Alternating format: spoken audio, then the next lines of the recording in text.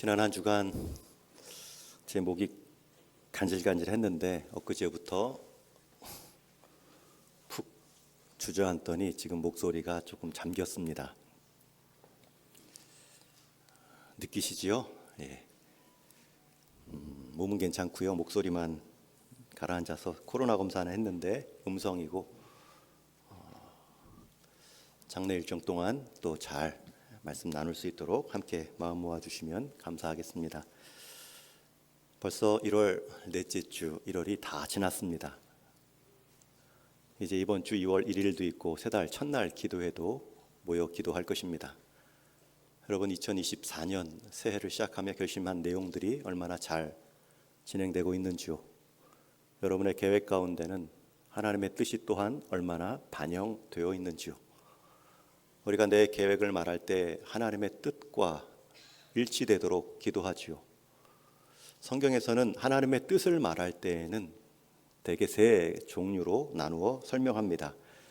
첫 번째는 우리가 다 헤아릴 수 없는 하나님의 큰 구원의 경륜, 감히 하나님의 주권과 섭리를 우리가 다 알 수 없습니다. 두 번째는 하나님께서 우리에게 요구하시는 옳고 그름에 대한 도덕법이 있습니다. 성경에 명시된 옳고 그름에 관한 규정이 하나님의 분명한 뜻이죠. 그리고 세 번째 하나님의 뜻이다라고 말할 때에는 이제 그러한 하나님께 부름받은 성도가 각자의 삶의 자리에서 내가 직장을 지금 옮겨야 되는지 조금 더 다녀야 되는지, 내가 누구와 결혼하며 내가 이 일을 계속해야 될지, 어느 대학 어느 일터로 취업하는 것이 바른 선택일지, 우리가 하나님의 뜻을 말할 때에는 이 세 번째를 주로 말합니다. 왜냐하면 첫 번째 하나님의 구원 계획은 우리가 다 알 수도 없기 때문에 그 뜻을 놓고 고민하지는 않습니다. 또 두 번째는 우리를 향한 하나님의 도덕법, 옳고 그름에 관한 규정은 성경에 보면 명확히 나와 있습니다. 고민할 필요가 없습니다. 그런데 세 번째, 우리 인생에서 내가 처한 선택의 갈림길에 있을 때마다 우리는 고민합니다. 우리가 하나님을 믿는다, 우리가 하나님께 속했다라고 여기는 믿음 때문에 나오는 고민입니다. 이 길이 하나님의 뜻인가? 또 이 질문은 목회자에게 찾아오는 가장 많은 성도들의 기도 제목이자 상담 제목이기도 합니다. 그런 선택의 문제를 앞두고 오늘 본문은 우리에게 지혜와 교훈을 주고 있습니다. 함께 읽은 14절 말씀의 시작은 롯이 아브라함을 떠난 후에라고 짧게 말하고 있지만 앞에 1절에서 13절까지는 롯이 아브라함을 떠날 수밖에 없었던 이유를 길게 설명하고 있습니다. 아시는 것처럼 롯과 아브라함은 조카 관계입니다. 이번에 어제 박종희 권사님 장례 때 위로 예배 드리는데 우리 권사님 또 장로님이 우리 손녀 두 딸을 먹이고 입히고 가르치고 키워내셨는데 마지막 임종을 앞두고 수요일에도 한 걸음에 다가와서 마지막 권사님 임종을 받고요. 또 어제도 가서 보니까 결혼한 남편과 우리 자녀들, 동생은 먼저 시집 갔는데 우리 자녀를 둘이 있고 또 언니는 자녀 한 명 데리면서 아기들과 함께 지금 장례식장을 지키고 있습니다. 우리 권사님이 우리 손녀딸들 그런 보상을 바라고 도운 것은 아니겠지만 그렇게 잘 자라고 가정을 이루며 신앙 안에 커가는 모습은 분명히 권사님께, 장로님께 큰 위로가 될 것입니다. 오늘 본문에도 아브라함과 조카 롯이 나오고 있습니다. 오늘 말씀 2절에 보면 아브라함은 은과 금이 가축과 함께 풍부한 사람이다, 부자라는 말입니다. 아브라함만 부자가 아니라 조카 롯도 5절에 보면 양과 소와 장막이 있다, 자기 식소를 거두린 일가를 이루고 있습니다. 그런데 시간이 가면 갈수록 양떼와 가축이 늘어나자 목초지와 마실 식수에 어려움이 있습니다. 서로 자기 가축, 양들 챙기느라고 서로에게 속한 목동들이 다투기 시작합니다. 게다가 이동 중에 있기 때문에 이동한 그 땅의 현지인들도 있죠. 7절 하반절에 보면 또 가나안 사람과 브리스 사람도 그 땅에 거주하였는지라. 어떻게 보면 목초지와 식수를 두고 삼파전이 이루어진 것입니다. 그때 아브라함은 조카 롯에게 말합니다. 최소한 우리끼리는 다투지 말자. 목동들도 다투게 하지 말고 그것을 허용했다가 너와 나도 다툴 수 있다. 내가 너에게 선택권을 줄 터이니 너는 좌하면 내가 우하고 내가 우하면 내가 좌를 택하리라. 아브라함이 먼저 양보하며 선택권을 조카 롯에게 주고 있습니다. 여러분, 어른이 선택권을 줬다고 해서 바로 한 번에 받으면 안 되죠. 그래도 그 어른의 헤아림을 헤아려서 선택권을 돌려드려야 되죠. 그런데 10절에 보면 롯이 눈을 들어 요단 지역을 바라본즉, 마치 기다렸다는 듯이 너가 먼저 선택하라 말했더니 롯이 눈을 들었다는 것은 여러분 눈을 어떻게 듭니까? 자세히 봤다는 것이죠. 그리고 땅이 기름지고 맑은 물이 콸콸 넘치는 넓은 땅을 선택하며 떠납니다. 지금까지 일가를 이루고 삼촌의 은독을 입었으면 내가 먼저 선택해라 라고 했을 때 그 선택권을 다시 돌려드릴 법도 한데 자기가 먼저 그 좋은 땅을 선택해서 떠나고 있습니다. 그런 상황에서 아브라함이 기분 나쁠 수도 있는데 이어지는 본문을 보면 실제로 그리 실망하는 것 같지 않습니다. 그런 상태에서 하나님이 아브라함을 또 부르셔서 하나님이 아브라함에게 주시는 말씀이 오늘의 본문 시작입니다. 오늘 함께 읽은 본문에는 선택이라는 단어는 나오지 않지만 분명히 아브라함은 선택하는 모습을 보이고 있습니다. 롯이 아브라함을 떠난 후에 여호와께서 아브라함에게 이르시되 너는 눈을 들어 너 있는 곳에서 북쪽과 남쪽, 동쪽과 서쪽을 바라보라. 동서남북을 다 보여주시고 보이는 땅을 너와 내 자손에게 주리라. 영원히 이르리라. 약속해 주십니다. 여러분, 이렇게 보이는 땅 동서남북을 다 약속해 주셨다고 그 모든 땅에 아브라함이 다 살 수는 없지요. 훗날 이 아브라함의 후손이 이 땅을 가득 채울 것이라는 것이죠. 그러니 지금 아브라함은 자기가 살 지역과 동네를 선택해야 됩니다.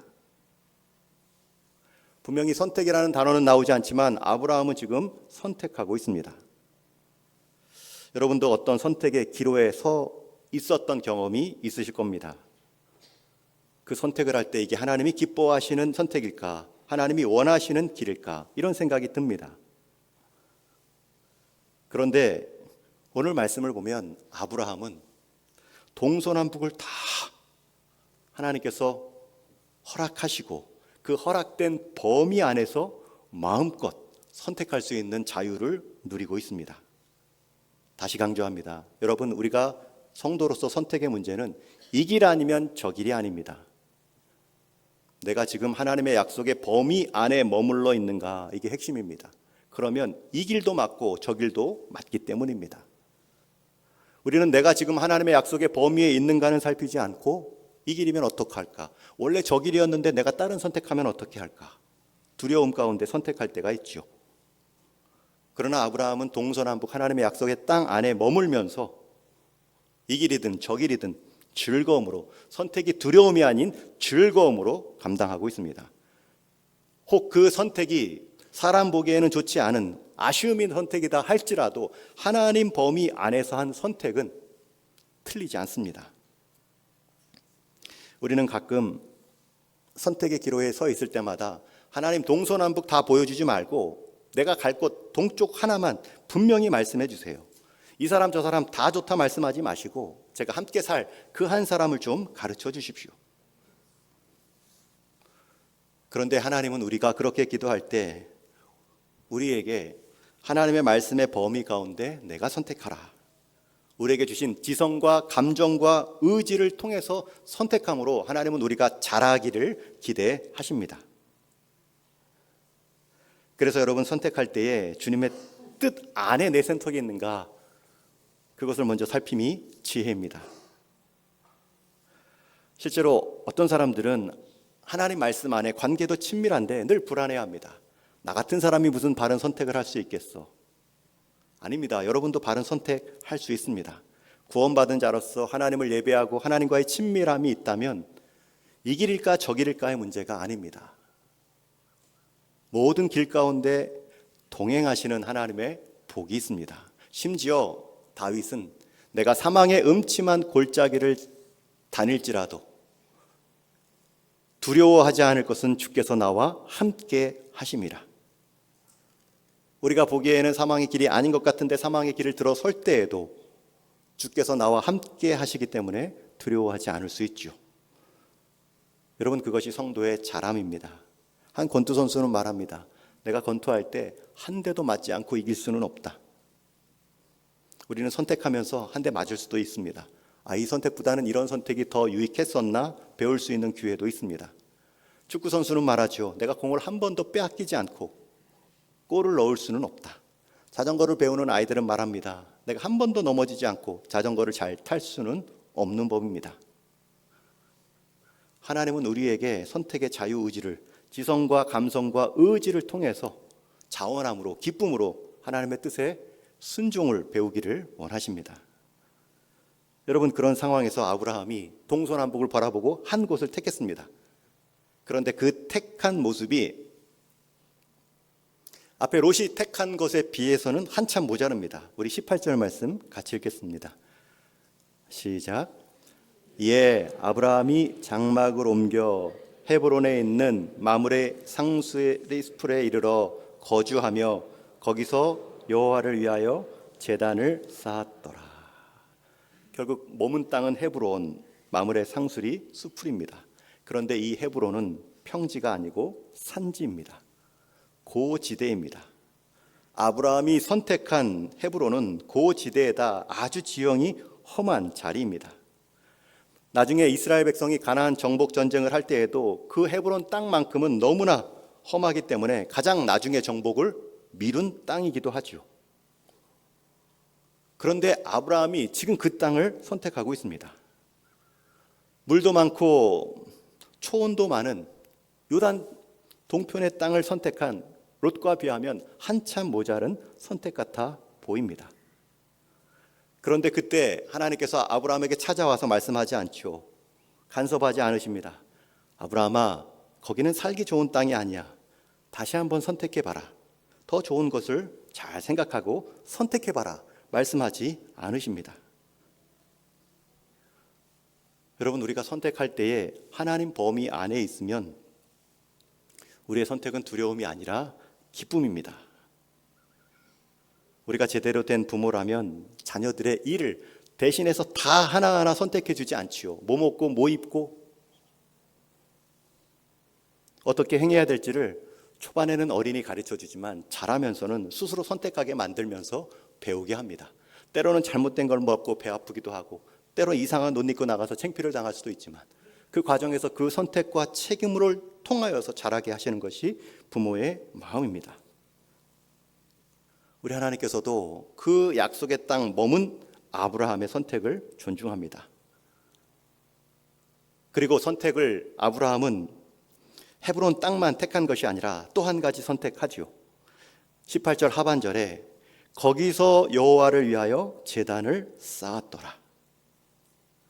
여러분, 이것은 선택 이후의 태도입니다. 행위입니다. 오히려 어떤 선택보다도 더 중요한 것은 선택 이후의 행위입니다. 태도가 불성실한데 아무리 좋은 선택을 한다고 해서 그 자리가 풍성해지지 않죠. 반대로 선택은 조금 인간적인 눈으로 아쉬울 수 있지만 그 뒤에 태도는 하나님을 의식하고 의지하는 예배자의 마음으로 살아가면 하나님은 그곳에 복을 주십니다. 여러분, 좋은 땅을 차지했다라고 여기며 일가를 끌고 나갔던 롯의 선택은 처음에는 좋아 보입니다. 그러나 그 롯의 선택 이후의 태도는 무엇입니까? 12절에 보면 롯은 그 지역의 도시들에 머무르며 그 장막을 옮겨 소돔까지 이르렀더라. 13절에 소돔 사람은 여호와 앞에 악하며 큰 죄인이었더라. 좋은 땅을, 요단 땅을 선택한 것 같은데 그 이후의 태도는 하나님을 향해 제단을 쌓거나 의식하거나 예배하지 않습니다. 오히려 그 좋은 땅이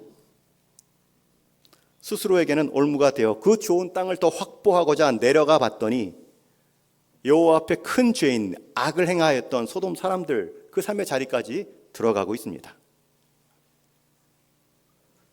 그러나 아브라함은 헤브론에 택하였지만 그곳에 제단을 쌓고 하나님을 예배합니다.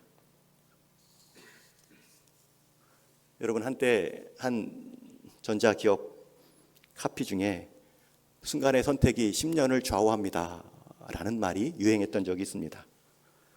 맞는 말 같지만 다 맞는 말은 아니지요. 순간의 선택이 10년을 좌우하는 것이 아니라 순간의 선택과 그 이후의 태도가 일생을 좌우할 수 있는 것입니다. 죽음의 수용소라는 책을 쓴 빅터 프랭클 유대인 박사가 있습니다.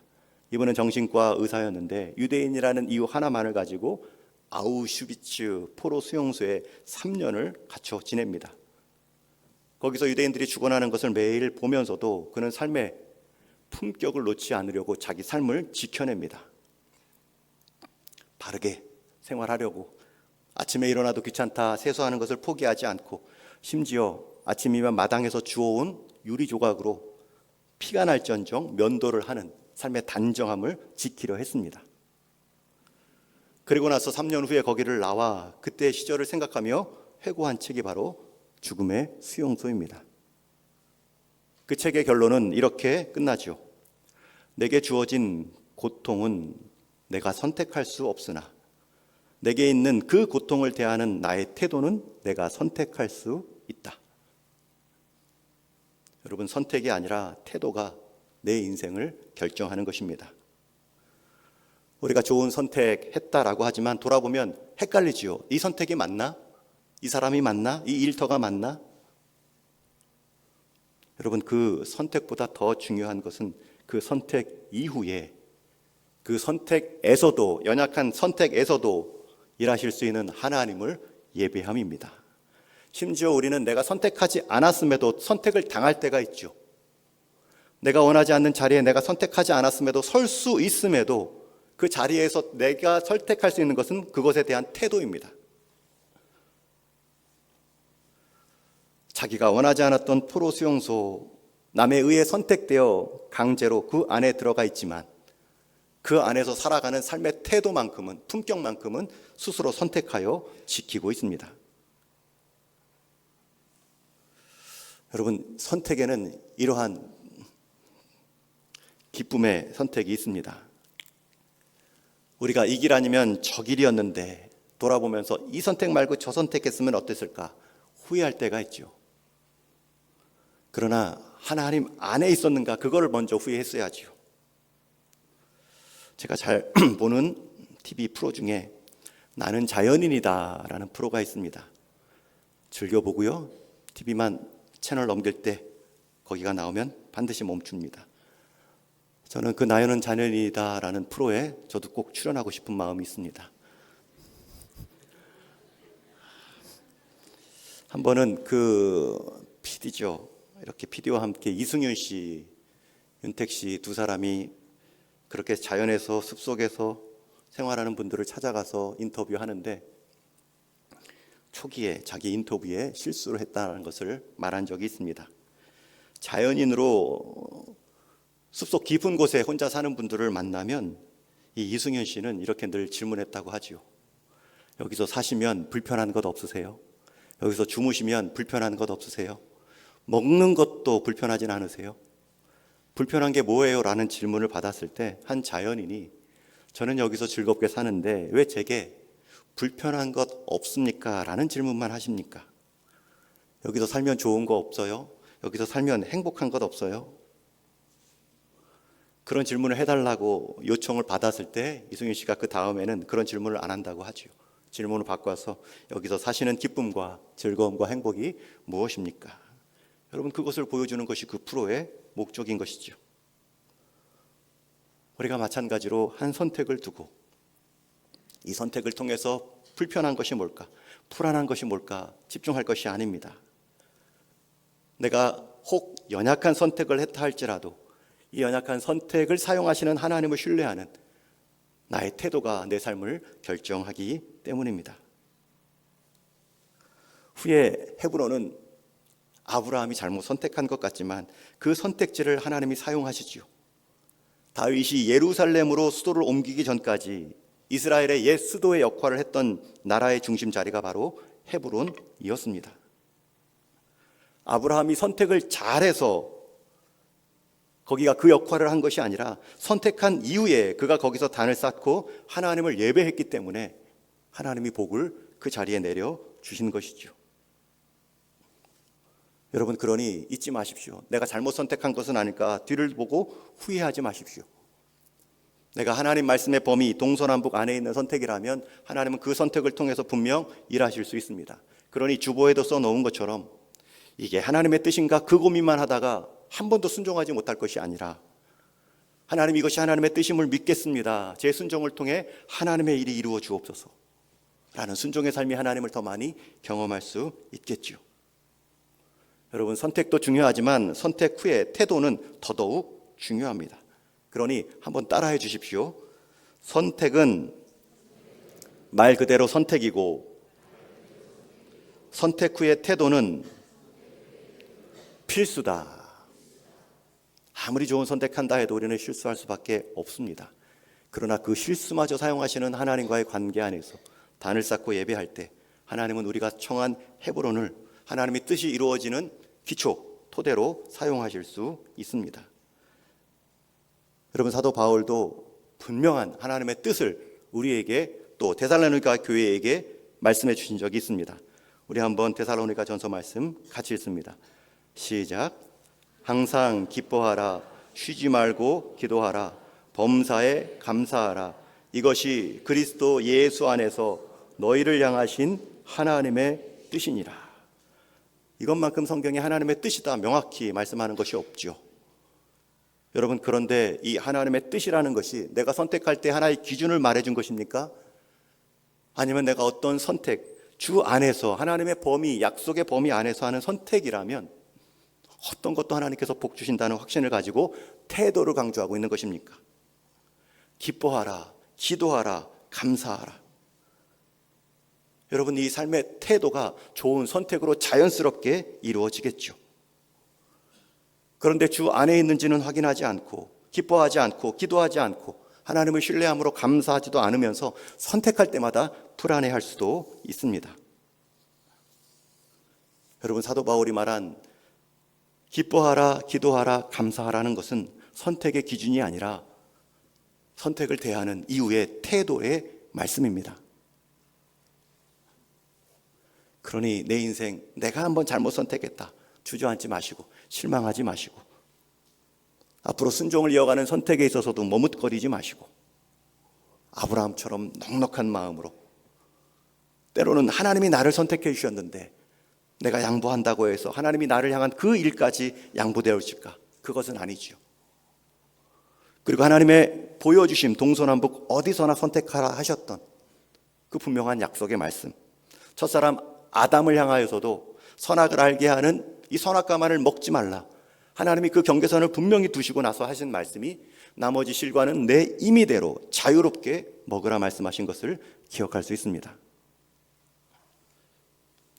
여러분, 아브라함의 선택에 따라 하나님이 복 주신 것이 아니라 그 선택이 어떠했든 하나님 말씀의 범위 안에서 하나님을 기억하고 하나님께 제단을 쌓으며 하나님을 예배했던 그의 태도 때문에 하나님은 그 인생과 그 자리를 복내려 주셨습니다. 이제 말씀을 맺습니다. 올 한 해 여러분 계획한 것 무엇입니까? 벌써 1월 다 끝나가고 있는데 2월 찾아오기도 전에 포기한 것은 무엇입니까? 포기하면서 이 길이 아닌가 봐 멈춘 일은 무엇입니까? 여러분, 우리 인생 한 해 한 해의 반복이 결국 우리 인생의 총합이 될 텐데 오늘 내가 순종하며 하나님 경험한 것이 내 인생의 믿음의 열매가 될 터인데 주 안에서 주 약속의 말씀의 범위 가운데 동서남북을 보이시며 내 갈 길을 가라 말씀하시는 하나님의 넉넉한 사인을 들을 수 있는 이 새해가 되기를 주님의 이름으로 축원합니다. 아브라함과 조카 롯이 선택의 상황에서 하나님의 뜻의 갈림길에 서 있었죠. 삼촌 아브라함은 내가 원하는 땅을 선택하라 양보했지만 조카 롯은 눈을 들어 보이는 땅만 봤지 눈을 들어 하나님의 약속의 땅을 바라보지 못했습니다. 눈을 들어 하나님이 기뻐하시는 태도를 지켜내지 못했습니다. 그러나 하나님은 아브라함에게 내가 눈을 들어 동서남북을 바라보고 한 곳을 택하여 살라 했을 때 아브라함은 어느 곳에 서 있든지 간에 하나님을 예배하는 그 삶의 태도를 지켜내었습니다. 여러분, 선택할 때 눈을 들어 세상 기준으로만 바라보지 마시고 하나님 말씀의 범위 안에서 하나님의 약속이 머무는 한 하나님의 어떠한 선택도 복 주신다 믿으시고 우리의 순종의 담대함을 얻고 우리의 순종의 깊이를 더할 수 있는 2024년 되기를 주님의 이름으로 간절히 축원합니다.